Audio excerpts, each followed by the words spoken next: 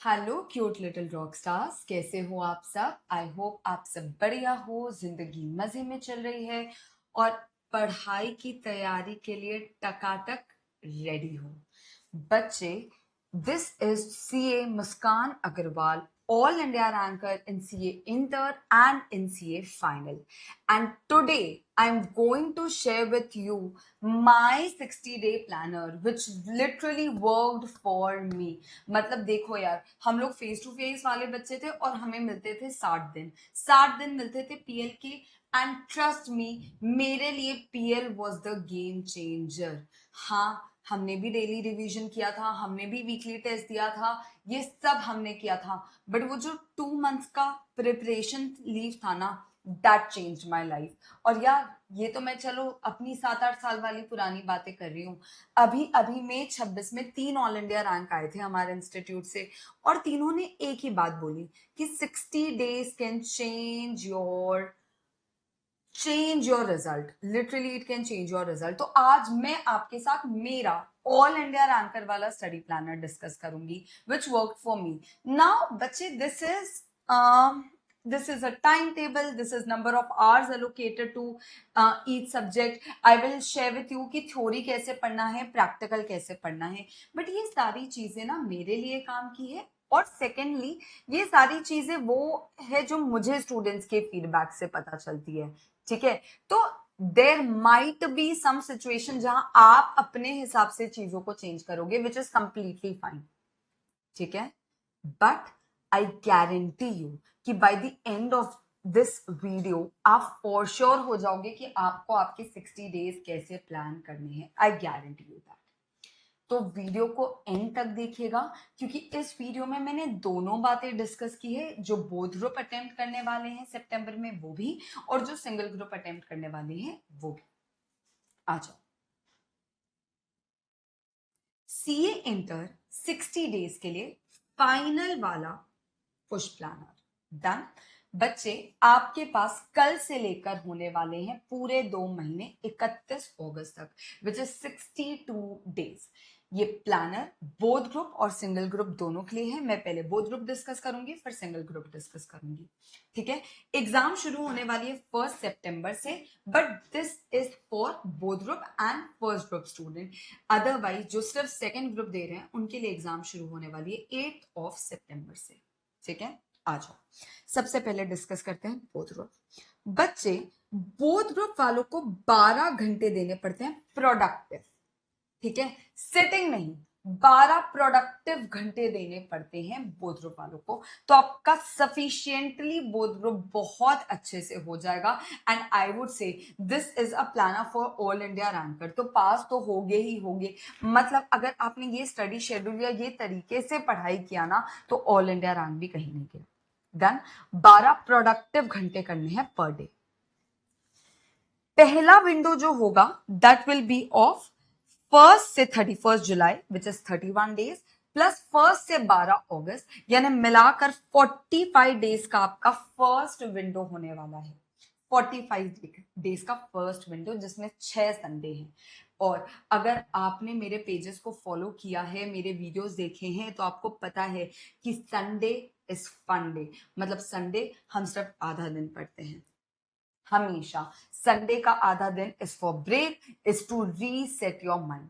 यानी आपको normal days में 12 घंटे पढ़ने और संडे को 6 घंटे पढ़ने, यानी 45 डेज में आपको मिलने हैं 480 आवर्स। कैलकुलेट कर सकते हो, सीए वाले बच्चे हैं अपन।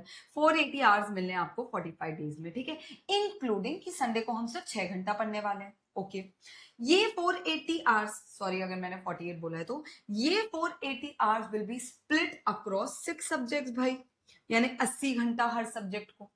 Now there is a possibility कि आपका लॉ स्ट्रॉन्ग है तो आप उसको 70 घंटे देते हो, और कहीं ना कहीं डीटी आईडीटी थोड़ा वास्ट है, या एसएम थोड़ा वास्ट है, तो आप उसको 90 घंटे देते हो। तो आप आपके इन घंटों को अपने स्ट्रेंथ वीकनेस के हिसाब से एडजस्ट कर सकते हो। डन। ये मैंने एक बेस बात क्लियर कर दी है फॉर द नेक्स्ट 45 डेज। 60 में से नेक्स्ट 45 डेज की एक बेस बात क्लियर हो चुकी है। ठीक है, देखो आपका टाइमलाइन क्या होने वाला है। पहला कवरेज ऑलरेडी डिस्कस कर चुकी हूँ, 1 जुलाई से 12 अगस्त तक चलेगा, 45 डेज होंगे, 6 संडे मिलने वाले हैं, 6 subject 480 hours, 80 hours per subject. भाई कुछ लोगों का तो एग्जाम ओरिएंटेड बैच 80 आवर्स का होता है, यहां मैं आपको सेल्फ स्टडी के लिए 80 आवर्स दे रही हूँ। Can you imagine the amount of time you are going to get for your first revision? क्योंकि ये फर्स्ट रिवीजन ना पुख्ता वाला रिवीजन होने वाला है, क्योंकि इसके बाद आपके पास बहुत टाइम नहीं बचेगा। डन। इसीलिए मैं 80 घंटे पर सब्जेक्ट देने बोल रही हूं आपको, adjusted as per your strength weakness, यानी आपको एम्पल टाइम है इन योर फर्स्ट रिवीजन। ठीक है, फिर आपका होने वाला है 13 अगस्त से लेकर 24 अगस्त तक मॉक टेस्ट। मतलब मैम कैसे? आप 13 को एक सब्जेक्ट पढ़ोगे एडवांस अकाउंट्स, 14 को उसका टेस्ट दोगे, 15 को पढ़ोगे, 16 को लॉ का टेस्ट दोगे, 17 को पढ़ोगे, 18 को टैक्स का टेस्ट दोगे। यानी कि आपका proper 1.5 days plus final exam का एक फर्स्ट मॉक होने वाला है। ठीक है, ये मस्ट है, नॉन नेगोशिएबल है, और एग्जाम एनवायरनमेंट में देने की कोशिश करनी है। कई बच्चे मॉक टेस्ट दे तो देते हैं, उसका इवैल्यूएशन नहीं करते हैं, बहुत गलत बात है। Evaluation is a must. ठीक है, तो 13 से 24 हो गया mock test, and mock test is non negotiable. Done. फिर 25 अगस्त से 28 अगस्त 4 दिन आपको वो टॉपिक्स का रिवीजन करना है। मतलब आप मानो 48 आवर्स बोल रही हूँ, आई एम सो सॉरी, हाँ 48 आवर्स करे 12 घंटे के हिसाब से 48 आवर्स, यानी आपको 48 आवर्स मिलेंगे वापस से वो रिवीजन करने का जो आपके वीकेस्ट टॉपिक्स हैं, जो आपने मॉक टेस्ट में आइडेंटिफाई किया है कि आपका वीक है, यही आपको और टाइम देना है बिफोर द 1.5 डेज। यानी अब आपको 4 दिन मिलेंगे for your second revision, but that is your weak areas का रिवीजन, जो आप 1.5 डेज से पहले गो थ्रू करना चाहते हो। यार कई लोग क्या चाहते हैं कि यार ऑडिट एक बार री-रिवाइज कर ले, या फिर थ्योरी सब्जेक्ट एक बार री-रिवाइज कर ले, तो ये वाला जो टाइम है वो उसके लिए। ठीक है, फिर बच्चा 29 से 31 अगस्त यानी 3 दिन अपन को एडवांस अकाउंट्स का प्रिपरेशन लीव करना है। बाय बिकॉज पहला पेपर अच्छा जाना बहुत बहुत बहुत इंपॉर्टेंट है, and you know that, you know कि एडवांस अकाउंट्स अगर अच्छा चले गया तो बाकी का एक सेटअप बन जाता है। इसलिए अपन 3 दिन का पीएल देते हैं फर्स्ट वाले पेपर को। ठीक है, कुछ बच्चे हो सकता है 2 दिन का दे, कुछ बच्चे हो सकता है 4 दिन का दे। आई से कि 3 दिन तो चाहिए ही चाहिए। डन। ओके, देन 1 सितंबर से आपके पेपर शुरू हैं। बच्चे ये स्टडी शेड्यूल बोथ ग्रुप का है, 12 घंटे प्रोडक्टिविटी वाला बोथ ग्रुप का स्टडी शेड्यूल है। ठीक है, अब बच्चे उसमें भी मैंने आपको दिया है कि जैसे एडवांस्ड अकाउंट्स है, उसको तो यार 80 घंटे देने ही देने। कुछ लोग उसको 85 टू 90 आवर्स भी दे सकते हैं, but then they have to select कि कौन से सब्जेक्ट को कम घंटे देने। एडवांस अकाउंट्स में दोनों है बेटा, थ्योरी भी है प्रैक्टिकल भी है, लेकिन हेवी प्रैक्टिकल रहता है ना। प्रैक्टिकल्स को आपको फुल प्रॉब्लम सॉल्विंग करनी है, यानी ये मत सोचना कि मैं वाउचिंग ऐसे चलो घुमा घुमा कर देख लेता हूं हो जाएगा, नहीं। प्रैक्टिकल थ्योरी का बैलेंस रखना है। एएस अगर थ्योरी है तो उस पे क्यूमुलेटिव रिवीजन करना है, और जो पार्ट्स प्रैक्टिकल है उसको पूरा बनाकर देखना है। थोड़ा टाइम लगता है एडवांस अकाउंट्स में, प्लस पहला पेपर है ना, तो अच्छा जाना चाहिए, because it helps with the confidence. ठीक है, कई लोगों का लॉ ना विथ व्हाट यू से विथ द क्लासेस कई बार अच्छे से हो जाता है, तो मैं बोलूंगी 75 टू 80 आवर्स भी दिया तो चल जाएगा। यहां पर आई वुड से कि भाई answer writing practice is a must. वैसे तो मैं थ्योरी को कैसे पढ़ना है, प्रैक्टिकल को कैसे पढ़ना है बताऊंगी, बट यार देखो यार, थ्योरी के लिए answer writing practice is a must. Then taxation DT IDT को आप 85 आवर्स दे सकते हो by reducing law a little bit, क्योंकि मुझे कहीं ना कहीं लगता है डीटी आईडीटी थोड़ा समुद्र जैसा हो जाता है कुछ बच्चों के लिए। यहां पर मैंने एक चीज पहले ही लिख दी है, अमेंडमेंट इज अ मस्ट। अभी मई 26 की बात कर लेती हूँ, आईडीटी से काफी कुछ अमेंडमेंट के बेसिस पे आया था, तो अमेंडमेंट को देखकर ही जाना है। ठीक है, अगेन कॉस्ट मैनेजमेंट अकाउंट 80 घंटा 480 डिवाइडेड बाय 6 करके कर दिया है मैंने। ठीक है, यहां एक चीज बोलूंगी, फॉर्मूला शीट रेडी रखना अपनी, अपनी फॉर्मूला शीट रेडी रख लेना जैसे जैसे आप एक एक चैप्टर सॉल्व करते हो। क्यों? क्योंकि कॉस्ट एंड मैनेजमेंट अकाउंट में बहुत सारे फॉर्मूलाज कलेक्ट हो जाते हैं, सिमिलरली विद एफएम। ठीक है, ऑडिटिंग थोड़ा सा जिन बच्चों को डिफिकल्ट लगता है, आई वुड से cumulative revision is the way about it, answer writing practice is the way about it. यानी ऑडिट को भी आपको 80 घंटे तो देने ही देने हैं, और क्यूमुलेटिव रिवीजन करते चलना। अगर आपको लगता है 80 घंटे से कम लगने वाले हैं, तो ट्रस्ट मी 80 घंटे ही देने हैं। क्यों? क्योंकि आपको इसमें क्यूमुलेटिव रिवीजन करना है। डन, 80 घंटा। ठीक है, सेम विथ एफएमएसएम। अगर आप एफएमएसएम को ज्यादा टाइम अलोकेट करना चाहते हो तो आपको कहीं ना कहीं सब्जेक्ट से टाइम कम करना पड़ेगा। आप एसएम को थोड़ा सा कम घंटा दे सकते हो, जैसे आप एसएम 35 आवर्स में कर लो और एफएम को 45 दे दो, कोई दिक्कत नहीं है, बिकॉज एसएम रिलेटिवली इजी है। ठीक है, एसएम प्योरली थ्योरी है तो आंसर राइटिंग जरूरी है। ठीक है, ये एक मोटा मोटा मैंने आपको नंबर ऑफ आवर्स दे दिए हैं। ये मोटा मोटा मेरे हिसाब से, आप इसको थोड़ा बहुत अपने स्ट्रेंथ वीकनेस के हिसाब से जरूर एडजस्ट करिएगा। And now comes the real discussion of the 12-hour study schedule। ये बहुत इंपॉर्टेंट है आप लोगों को फॉलो करना। ठीक है, मतलब ये बहुत इंपॉर्टेंट है, प्लीज अच्छे से देखना। बेटा मैंने अपने दिन को 5:30 से शुरू किया है। You can started by 6:30, you can started by 7:30। अगर कुछ लोग वो नाइट आउल्स हैं तो you can started by 1, but कहीं ना कहीं फॉलो इसको इसी तरीके से करिए। ठीक है, मेरा दिन 5:30 शुरू होता है, आपका कभी भी हो सकता है, but then you have to give in that number of hours. Done है, ओके। 5:30 to 6 मैंने लिखा है wake up, freshen up and set today's priorities. Intention setting करो, सीधा पढ़ने मत बैठो। आज के दिन के बारे में 5 मिनट सोचो कि मैं आज के दिन से क्या करना चाहता हूँ। आज का स्टडी शेड्यूल खोल के देखो कि ऑडिट में मैं ये चैप्टर कंप्लीट करना चाहता हूँ, लॉ में मैं ये चैप्टर कंप्लीट करना चाहता हूँ। रैंडमली टेबल पे मत बैठो, बहुत दिक्कत होगी, trust me. Intention setting is a must. तो 5:30 से 6 में फ्रेशन अप का होना है और इंटेंशन सेटिंग करनी है कि मैं आज के दिन से चाहता क्या हूं भाई। जब आपके पास एक क्लियर कट गोल हो जाता है ना आज का, तब आपकी मेहनत बहुत एनहांस हो जाती है, because you have a goal you need to achieve.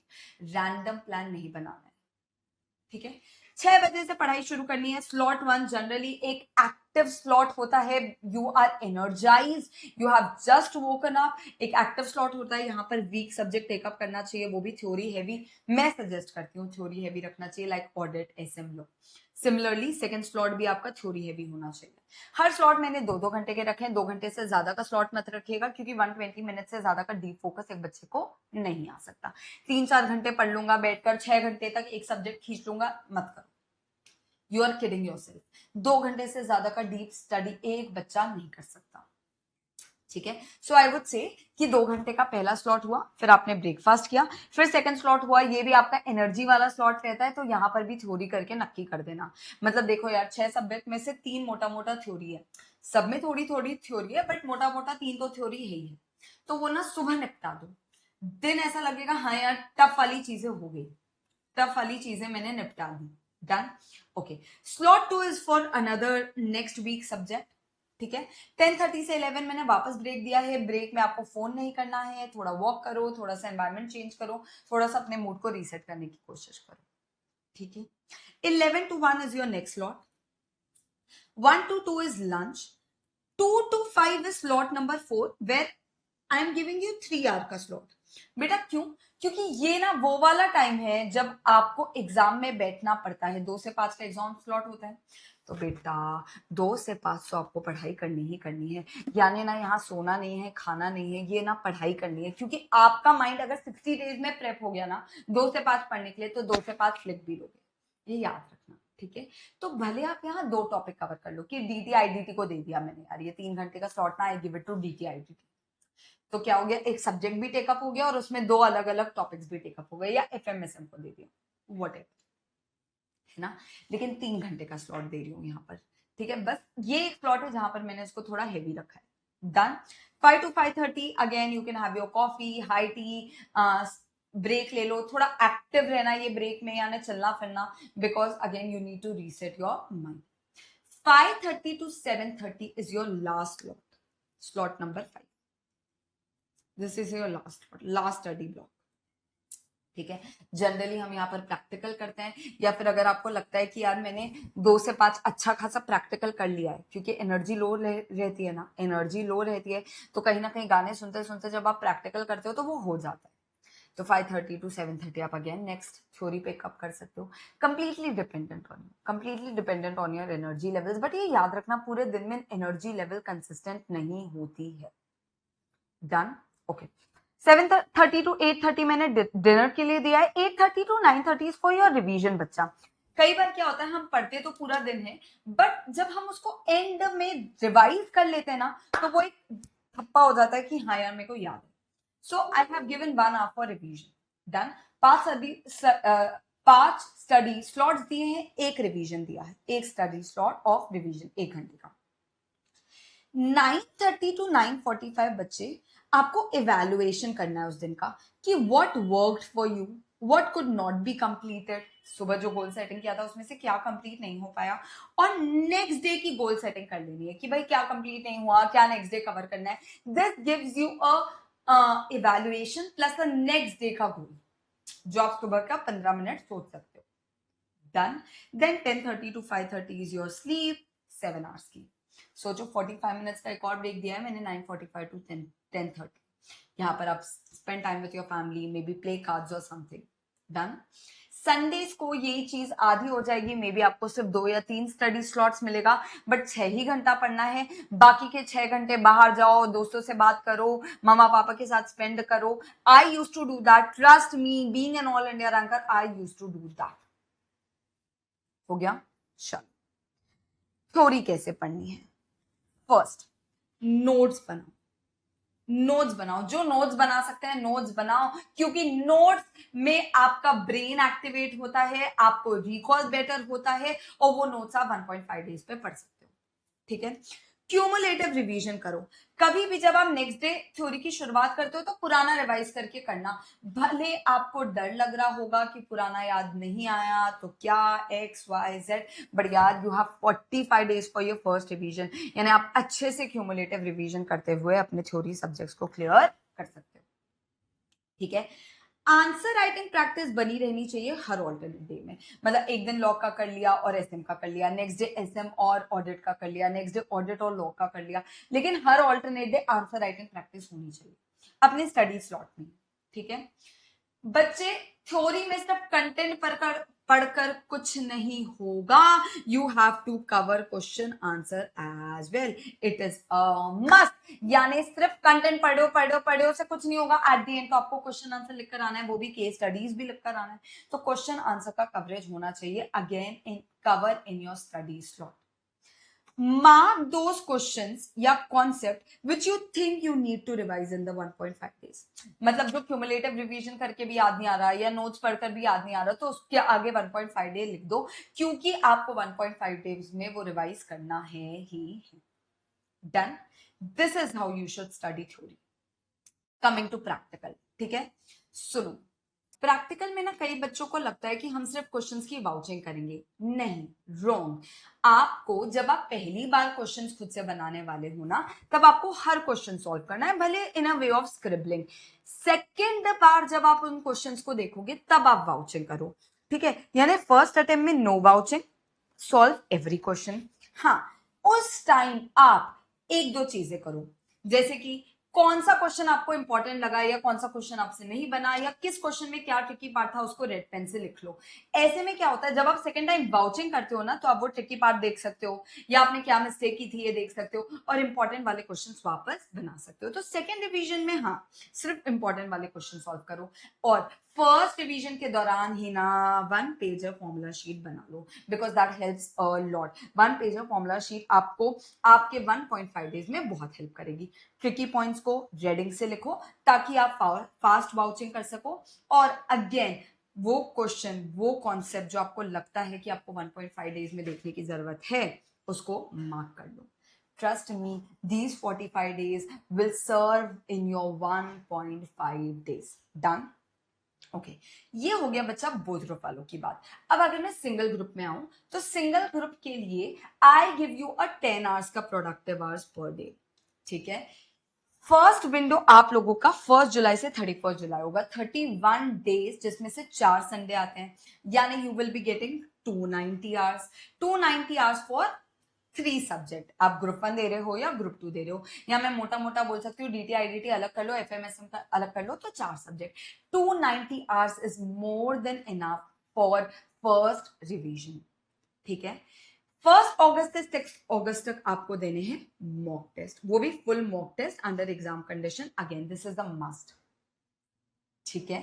7 अगस्त से 21 अगस्त यानी 15 दिन आप समझ लो इसका आधा, यानी आपने जितना टाइम यहां दिया होगा उसका आधा टाइम अब आपको देना है फॉर योर सेकेंड रिवीजन, यानी 140 hours for focused faster faster pace revision. Done, यानी आपको 2 रिवीजन मिलने वाले हैं, एक 31 डेज के, सेकेंड 15 दिन का, और आपको 2 मॉक टेस्ट भी मिलने वाले। दोनों मॉक टेस्ट मस्ट है, मस्ट। मतलब बच्चा अगर आप सिंगल ग्रुप दे ही रहे हो, निकालना तो चाहते हो ना, ये आपके लिए जंग से कम है क्या? तो आपको इस सिंगल ग्रुप में भी आपको अपना 200% देना है। 2 full revisions, 2 full mock test and third छोटा वाला, नहीं सॉरी, यहां पर आपको थर्ड डिवीजन नहीं मिल पाएगा, आपका थर्ड डिवीजन ये मॉक टेस्ट के साथ हो जाएगा। ठीक है, फिर बच्चे आपका जो फेज 5 है that is your last 4 days, जिसमें आपको एडवांस अकाउंट्स की प्रिपरेशन करनी है। 1 सितंबर से एग्जाम शुरू हो जाएंगे।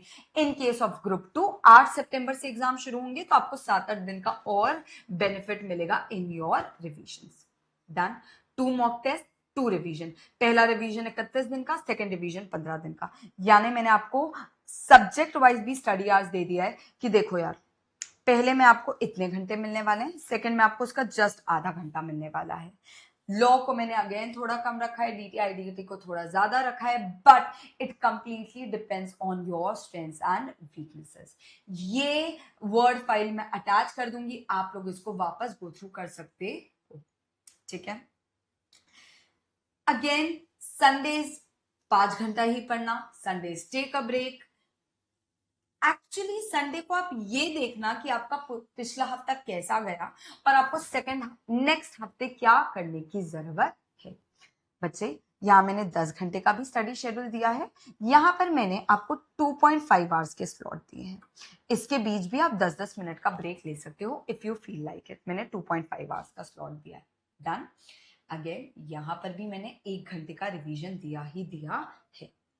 ठीक है, ओके, 8 घंटे की स्लीप है, otherwise it's all the same, breaks वगैरह सब कुछ है।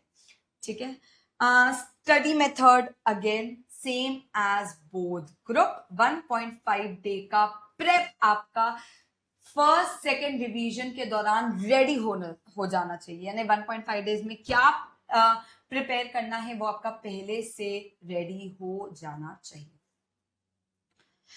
कुछ और बातें, डीटीआईडीटी के लिए अमेंडमेंट्स मस्ट है, क्योंकि कई बार क्वेश्चंस उससे आते हैं। Second, latest RTP MTP solve करके जाना ही है, बिकॉज उससे कहीं ना कहीं एक्सपेक्टेड पैटर्न पता चल जाता है। So I would recommend एमटीपीज RTPs आपको लेटेस्ट वाली तो कवर करके जानी ही जानी है। 7 से 8 घंटा मैंने आपको स्टडी शेड्यूल में ही दिया है, बिकॉज बच्चा आपको बर्नआउट नहीं होना है। 7 to 8 hours of sleep rejuvenates your mind for the next day, for the next 12 hours of studying. So please make sure कि ये 7-8 घंटे को कम ना करो by increasing your study schedule. Don't do it. बच्चे मैंने जितने ब्रेक्स दिए हैं ना, उसमें कुछ ना कुछ फिजिकल मूवमेंट जरूर रखना, because you don't even know but कितना हेल्प करता है वॉकिंग, फिजिकल मूवमेंट। आपको पता भी होना चाहिए, इट्स साइंटिफिकली प्रूवन कि जब भी आप कुछ फिजिकल एक्टिविटी करते हो it releases happy hormones, it resets your mind. तो बच्चे ये जरूर कोशिश करना, stay hydrated, avoid heavy meals at lunch, क्योंकि उसके बाद आपको नींद आएगी, और अपन को 2 से 5 वाला टाइम नींद में कवर नहीं करना है। डन, बच्चा फोन को पढ़ते टाइम आस पास मत रखिएगा। ट्रस्ट मी, आप भले फोन को उठाकर नहीं भी देख लो, बट अगर वो आपकी क्लोज विसिनिटी में है ना, तो आप उसके बारे में सोचते हो, और बेटा जैसे ही सोचते हो ना, आपका 20-25 मिनट का डीप फोकस में ब्रेक आ जाता है। ट्रस्ट मी, ये होता है। तो आप डू नॉट डिस्टर्ब करके उसको अनदर रूम में रख दो, because I am telling you it distracts mind. ठीक है, सेकेंड, बच्चे you should have a study table, you should have good lighting, you should have your book stacked up, you should have your why in the front of you. इस पे मैंने एक video बनाया था। This all helps you to set your mood. जब आप उस room में जाते हो ना, तो आपका एक स्टडी मूड बन जाता है, तो have all that around you. ठीक है, बच्चे have accountability या study partner, it can be with your mentor as well. बच्चे जब आप अपने लिए एक अकाउंटेबिलिटी, एक स्टडी पार्टनर बनाते हो, एक मेंटर के साथ रोज बात करते हो, उनको एक अकाउंटेबिलिटी देते हो कि सर आपने ये एक हफ्ते में करने बोला था, ये हो गया, या आप अपने स्टडी पार्टनर के साथ एक अकाउंटेबिलिटी बनाते हो, तो कहीं ना कहीं it helps lot. So you should definitely मतलब आइसोलेट करके कुछ नहीं होगा, अपने दोस्त से बात करो, अपने गाइड से बात करो, because they help you a lot during your studies. Done. This are things which literally worked for me. I am telling you, follow this, watch this video today till the end, share it with your friends, share it with your accountability partner, उनको बोलो कि भाई मुझे ये करना है, आप इसको फॉलो करो, trust me it will give you results. All the very best. I will keep on coming, keep on motivating. Stay subscribed to my page. कुछ ना कुछ help ही होने वाली है आपकी। Done. Share this video, like this video, and comment करो अगर आपको कोई भी और planner चाहिए, किसी subject specific planner चाहिए, कोई resources चाहिए, I'm there to help. Done.